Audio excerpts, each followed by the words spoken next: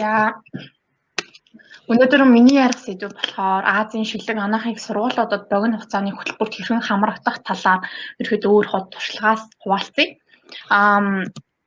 Тэгээд өнөөдөр юу ярих вэ гэхээр AMSIC буюу одоо Asian Medical Students Conference гэж байгаа Азийн анаах оюутнуудын чуулганд хамрагдах. За хоёр дахь нь East Asian Medical Students Conference буюу Зүүн Азийн анаах оюутнуудын чуулганд хамрагдах. За энэ хоёрыг ерөнхийдөө зохион байгуулж байгаа нэг холбоо гэж байгаа. Гол суурин гэсэн үг нь болохоор AMSA. Энэ болохоор Asian Medical Students Conference Азийн анаах оюутны холбоо гэж нэрлэж байгаа. Би яг энэ холбооны Монгол дахь салтыг хариуцаж ажиллаж байгаа. За тэгээд дөрөвдүгээр сүүлэн гэх юм бол одоо Монгол улсаас энэ хөтөлбөрт шинээр хамрагдаж байгаа AMSIP гэж байгаа.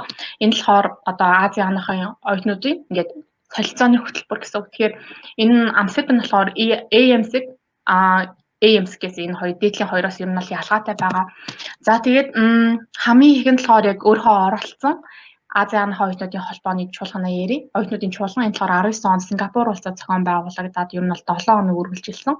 Тэгээд энэхүү том чуулга уулзалтын гол сэдв нь Healthcare Without Borders байсан. За тэгээд энэхүү чуулган маань болохоор National University of Singapore буюу одоо Сингапурын үндэсний сургуультаар зохион байгуулагдсан. Тэгээд анх энэхүү чуулганд оролцуулахаар ингээд Монголоос төлөөлөх бага бүрдүүлээд багааг ерөөд бол ахалж ажилласан. Тэгээ бага бүрдүүлчихэд заримшин Сингапур улсад зохион байгуулах юм байна. Энийг Сингапурын үндэсний сургуулийн оюутнууд зохион байгуулах юм байна. За ерөөд ийм хөтөлбөрт ийм чуулган болох юм гэдэг ойлголттой явсан. Тэрнээс биш одоо Сингапурын үндэсний сургууль дэлхийд хэзээ ч ихдэг ямар хуу сургууль байдаг. Сургууль нь ерөөсөд судалж очиагүй байсан.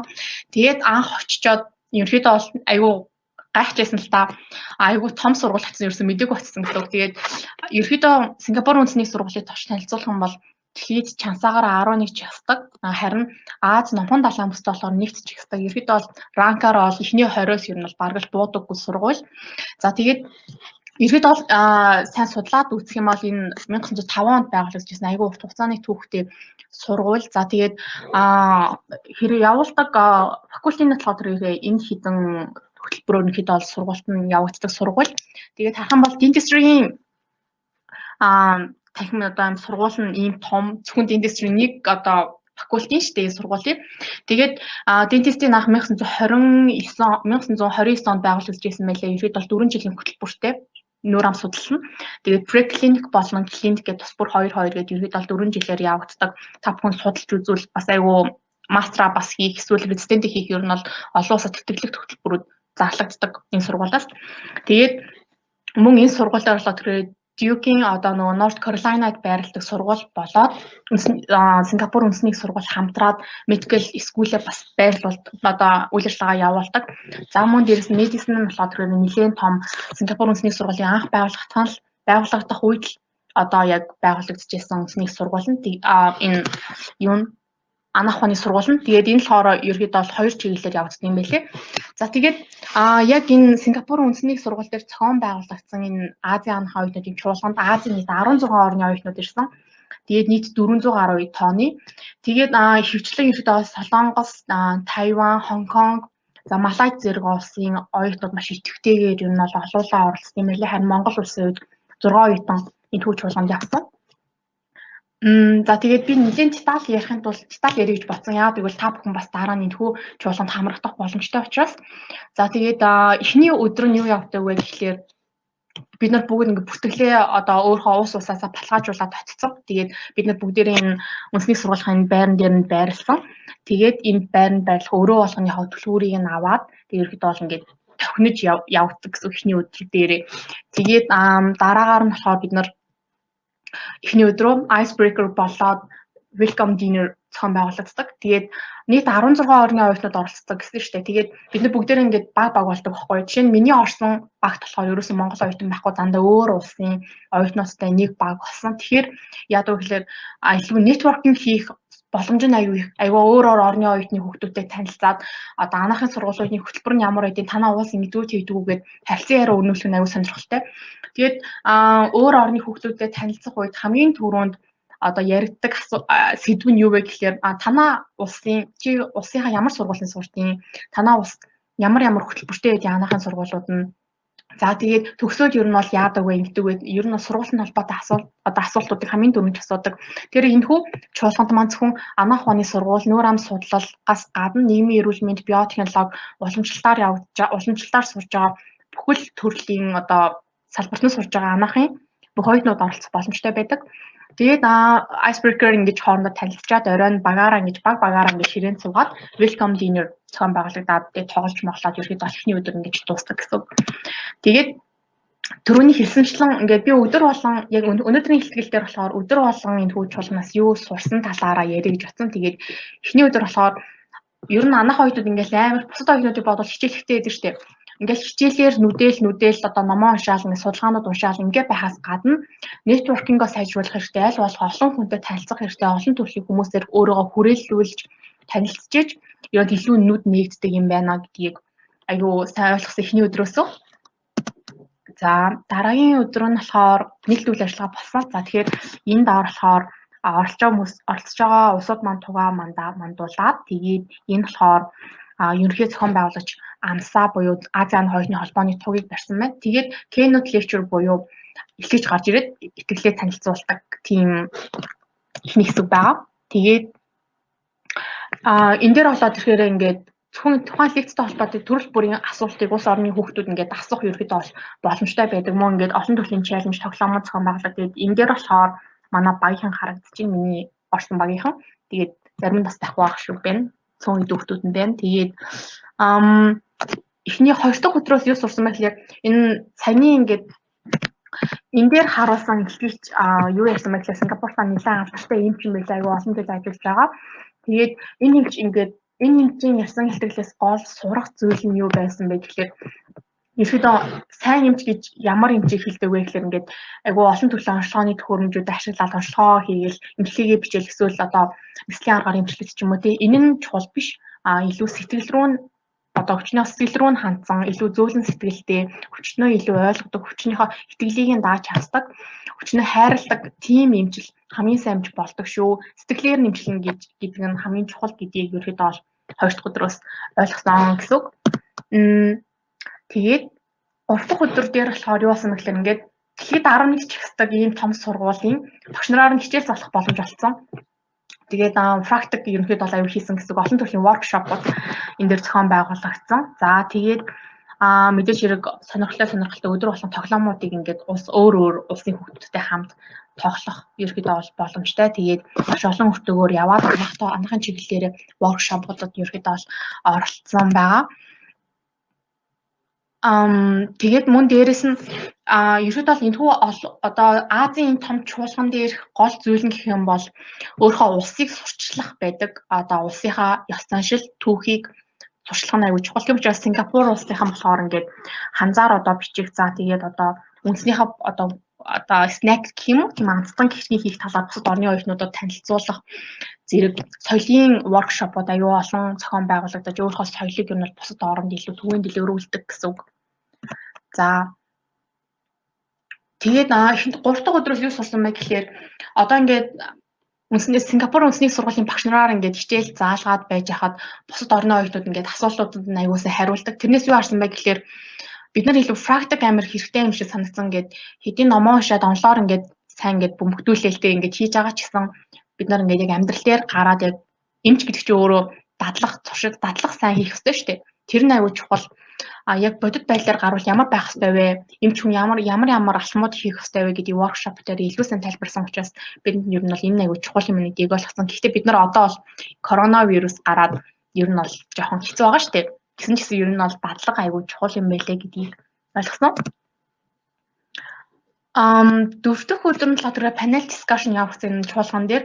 Тэгээ panel discussion ч угаасаа нэг өөр спикерүүд гарч ирээд өөрсдөө санаа бодлыг хооронд хэлэлцүүлдэг учраас ер нь бол аюул сонирхолтой үргэлжилсэн. Тэгээд мэдээж хэрэг бүх оюутнууд өөрсдийнхөө сонирхсан асуултуудыг явуулаад тэднийхээ хариултыг авах боломжтой. Тэгээд хоёр нь болохоор community project sharing гэж болсон. Тэгээд улс орондоо зохион байгуулсан томоохон прожект төслүүдийг ерөөдөө бол танилцуулсан байгаа. Одоо энэ самбар тус бүр дээр нь өөрсдийнхөө улсын ингээд зохион байгуулсан прожектуудаа бие биендээ танилцуулаад ерөөдөө бол туршлага солилцсон гэсэн. Тэгэхээр эндээс ойлгосон зүйл юм бол өөр орны прожектуудыг хараад бид нар ч гэсэн дараа нь өөрийнхөө улсад зохион байгуулах боломжтой олон зүйл байгаа маа гэдгийг их ойлгосон. Тэгээд энэ аюул чухал юм болсон л даа. Community engagement гэдэг Сингапур улсад ингээд наснуудыг ингээд ийм халамжийн төв хасрамжийн төвүүд айгүй олон байд юм байл. Үнэхээр Сингапурчин болохоор Улаанбаатараас жижигхэн ус мөртлөө наснуудаа аюу хүндэлдэг. Би болохоор Монголд ерөөсөө тийм наснуудын хасрамжаас очиж үзээгүй байж байгаа ингээд очиж үзсэн чинь ер нь бол аюу сэтгэл хөдлөлт юм байлээ. Тэгээд бид нар ингээд юу хийсэн бэ гэхээр ингээд ийм даун ингээд хамт зураг зураад тэр бүгдэнд нь бэлгэлсэн байгаа. Тэр 400 гаруй оюутнууд ингээд маш олон хасрамжийн ингээд төвөд хуваагдаад ерөөд нэг өдрийг өнгөрөөсөн. За тэгээд энэхүү зүйл дээр хамгийн чухал зүйл нь юу вэ гэхээр сурсан мэдснээ бусдтай ерөөд үргэлж хуваалцаж явах хэрэгтэй мөлий. Зөвхөн өөрөө сураад дуусах биш, бусдтай хуваалцаж, бусдын ингэж кэрлэж, бусдад санаа тавихаар ингэж өөртөө хүртэл гоё мэдрэмж төрдөг штеп. Тэр эмч хүнд энэ аюул чухал эмч хүн чи өөрөө бусдад туслахын төлөө ажилладаг хүмүүс штеп. Тэгэхээр тэр мэдрэмжийг авах нь их чухал учраас бид нар бусдад үргэлж ингэж бусдыг үргэлж кэрлээ, санаа тавьж энэ бол аюу өөр юмсэг хандах ёстой юм шүү гэдгийг бид нар дөрөвдөх өдрөөсөө аюулсаа ойлгосон. За 5 дахь өдөр нь яадаг вэ гэхээр workshop game болоод 100 болсон. Тэгээд өглөөний тасгал хөдөлгөөний аюулсаа хийдэг. Тэгээд workshop game дээр нь болохоор өөр орны хүүхдүүдтэй ингээд холилдож баг болоод олон төрлийн ингээд кейс дээр хоорондоо хэлэлцээд за мөн дээрээс нь олон төрлийн сонирхолтой тоглоомуудыг ерөөдөө бол тоглосон. Тэгээд энэ өдөр болгон үйл ажиллагаа ингэж аюу богино хугацаанд болоод дуусдаг. За өдөөс хойш гэхэд ерөөд бол тасчдаг байсан байхгүй юу. Тэгээ үүнээс хойш ер нь бол Сингапураар ингэж чөлөөтэй аялах боломжууд нь чөлөөтэй байдаг. Тэгээд ерхий хөтөлбөр дээр нь за бид нар ингэж ийм аялах төлөвлөгөөнүүд байгаа шүү гэж зохион байгуулагч ингээд хэд хэдэн хувилбар биднэрт гаргаад өгчдөг. Тэр хувилбараас нь сонгоод ингээд өөр хүүхдүүдтэй нийлээд ер нь бол аялах боломжтой гэсэн үг. За энэ бол хамгийн чухал зүйл. Ерөөд бол олон улсын арга хэмжээнд оюутнууд ингэж оролцсон гэдэг нь зөвхөн академикаас гадна ерөнхийдөө өөрийнхөө улсыг бусдад танилцуулах, түгээн дэлгэрүүлэх нь хамгийн чухал зүйлсийн нэг. Тэгэхээр ингээд соёлын үзэсгэлэн болсон. Энд дээр өөртөөхөө ингээд тугийг гаргаа. За тэгээд үндснийхээ хэд хэдэн зүйлийг авчаа. За өөртөө снэк одоо амттан зөвхөн тухайн улсыг илэрхийлж болох юунууд байна. Тэр бүгдийг ингээд авчирдаг. Тийм арга хэмжээ болдог. Жил болгон яг бол хамгийн том уламжлалынх нь нэг.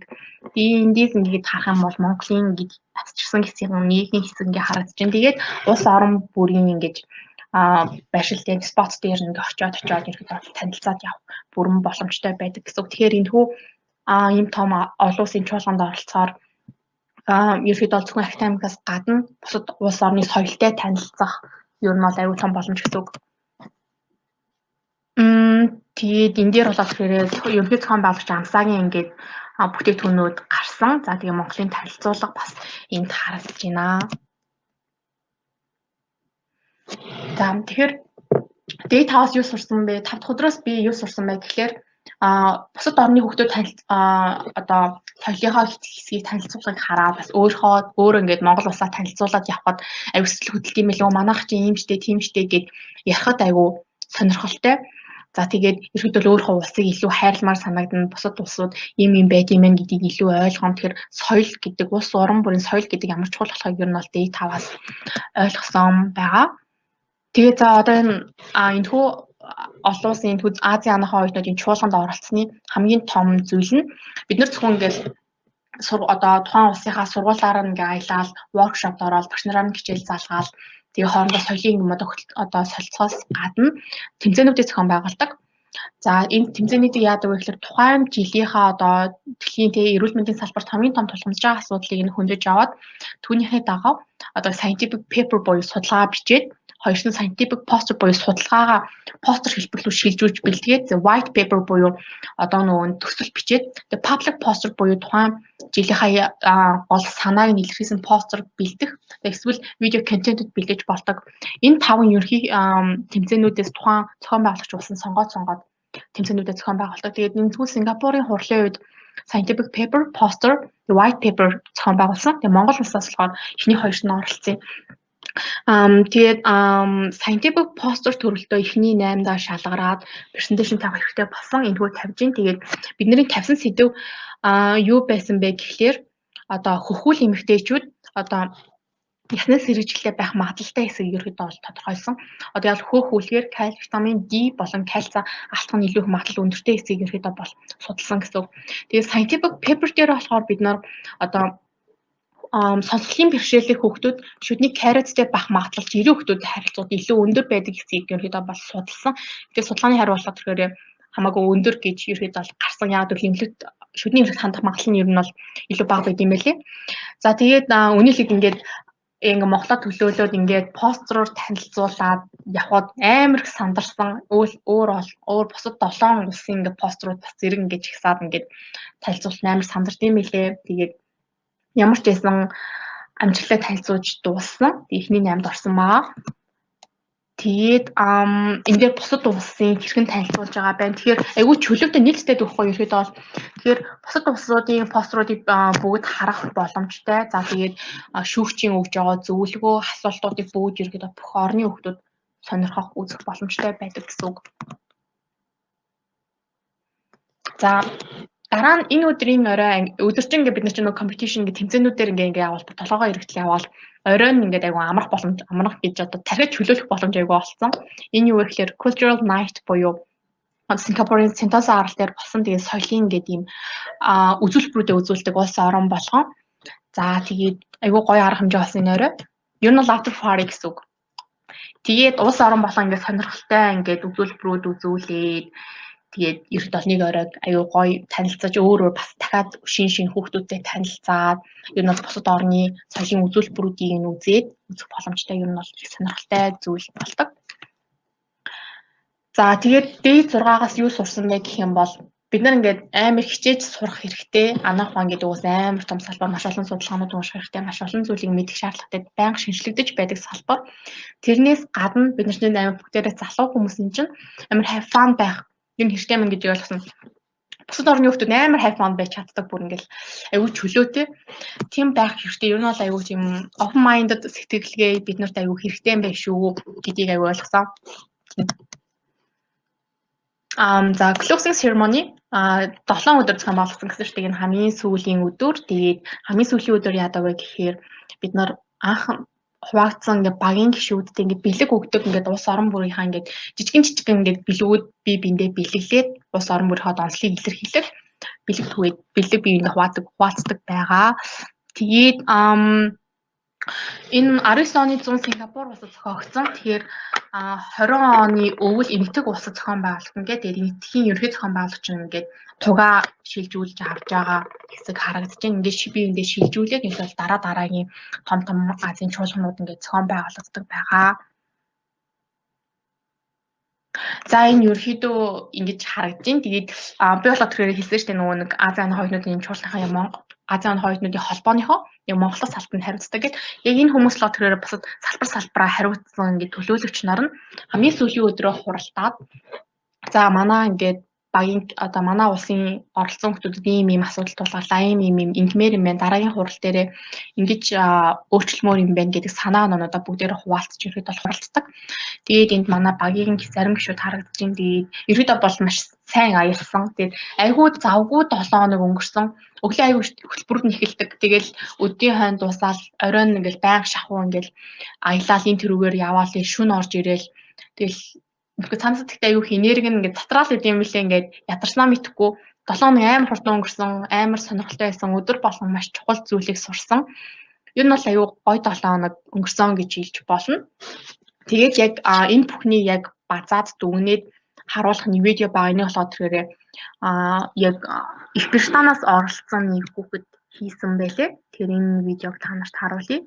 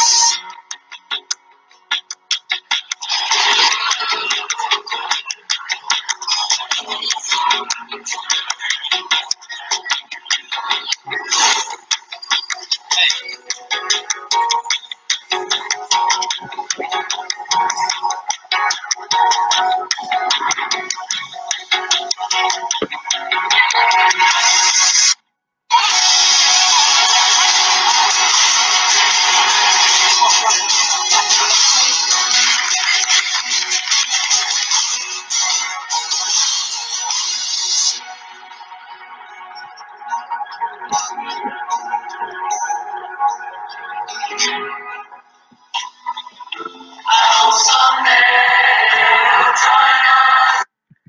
ерөнхийдөө нэг иймэрхүү бичлэг байгаа.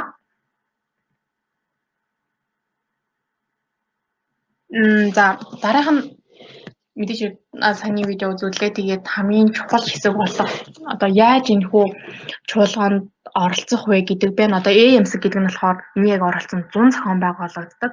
Энэ EMC буюу Зүүн Азийн анх оюутнуудын чуулган болохоор өвөл зохион байгуулагддаг гэсэн. Тэгэхээр нэг жил ихэд бол 2 удаа болдог.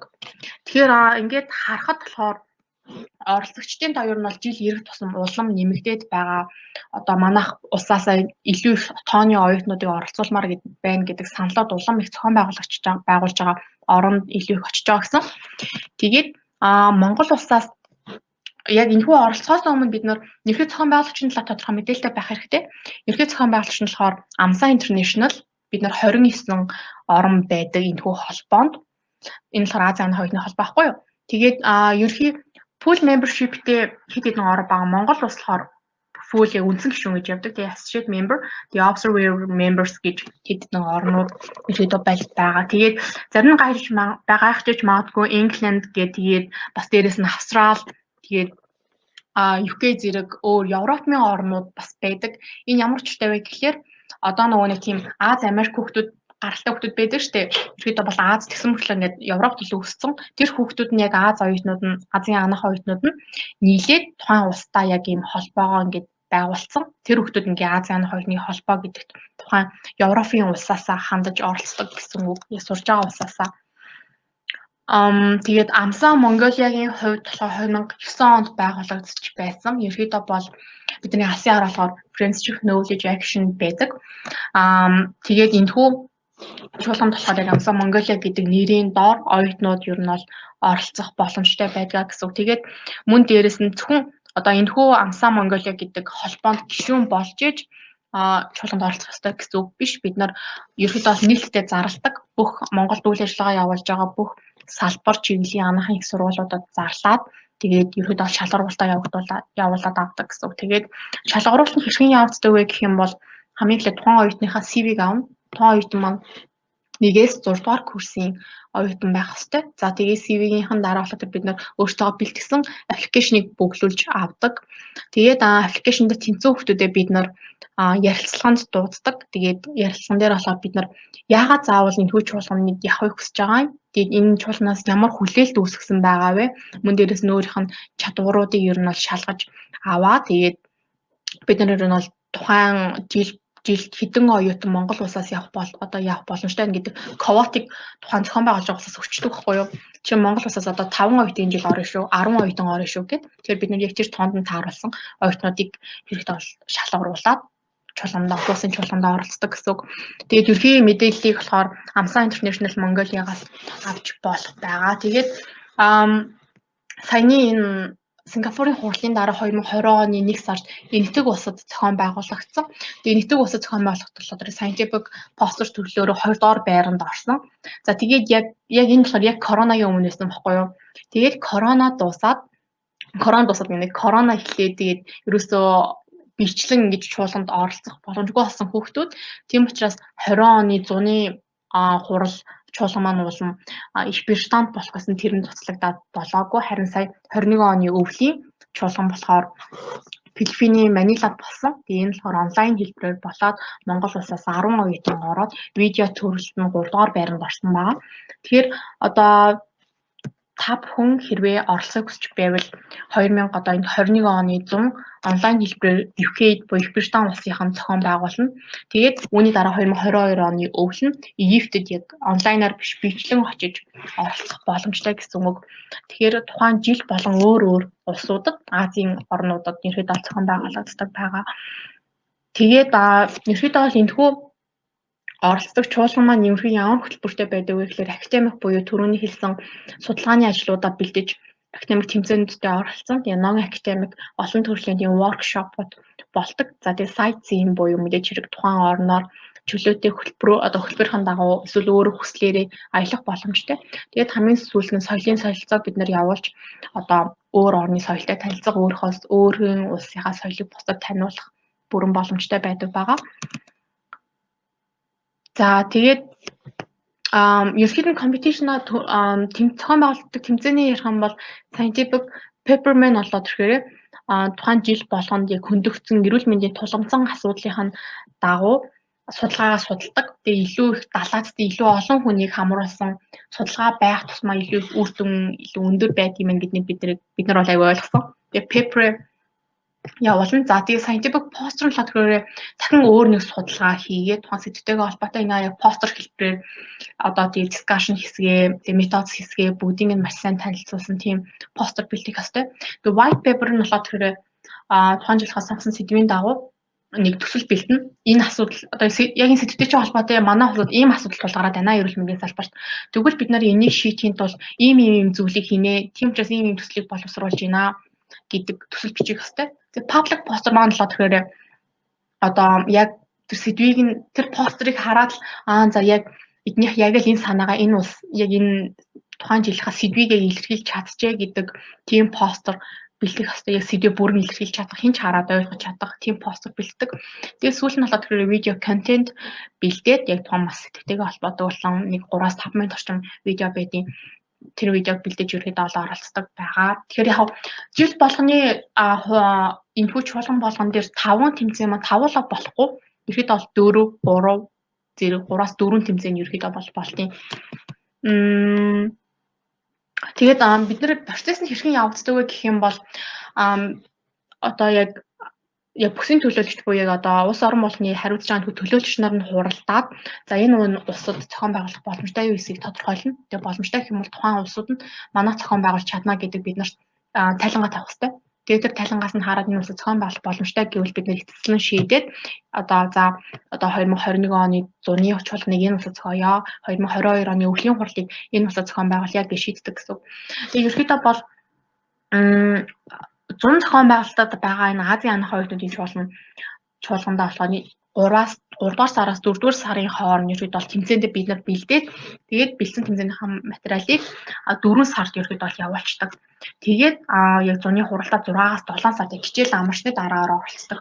Харин өвөл зохион байгуулагддаг Зүүн Азийн анх оюутны чуулган нь хурал чуулган гэж юу нь бол аль альтаа хийж болдог байхгүй юу? Тэгээд чуулган нь хизээ зохион бэлтгэдэг вэ гэхээр бид нар зар ерөнхийдөө нэг 9 сараас ерөөдөө бол эхэлждэг. Тэнгүүд бид нар 10-аас 12 сарын хүртэл тэмцээндээ бэлдээд тэгээд 12 сардаа тэмцээнийхээ материалуудыг сабмит хийгээд тэгээд хурал нь бол ерөөдөө 1 сараас 2 дугаар сард эх оныхоо 1 сараас 2 дугаар сард болдог.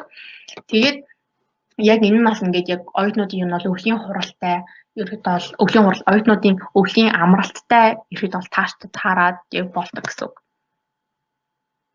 За сүүл нь AMSEP гэж байгаа. AMSEP гэж юу вэ гэхээр энэ саяны яриад байгаа чуулганаас ямар ялгаатай солилцооны хөтөлбөр вэ гэвэл тэмцээн байхгүй илүү бүх олон орны оюутнууд оролцохгүй тийм хөтөлбөр Азийн анх оюутнуудын солилцооны хөтөлбөр. За ерөөдөө бол энэхүү хөтөлбөр нь 5-аас 10 хоног хүртэл үргэлжилдэг. Тэгээд pre-clinic болон clinic солилцооны хөтөлбөр явагддаг байгаа. Тэгээд энэхүү солилцооны хөтөлбөр нь болохоор дотроо workshop, keynote lectures тэгээд эмнэлэг сургуулаар нь аялаад за тэгээд мөн academic discussion-ууд бас явуулж болдог. Тэгээд ерөөдөө бол AMSEP гэдэг энэхүү хөтөлбөрт хамрагдах боломжтой орны тоон 19 байгаа. 19 Азийн улсуудаар хамрагдана. Монгол улс болохоор 2019 оноос эхлээд хамрагдах боломжтой нэг эрхээ авсан байгаа.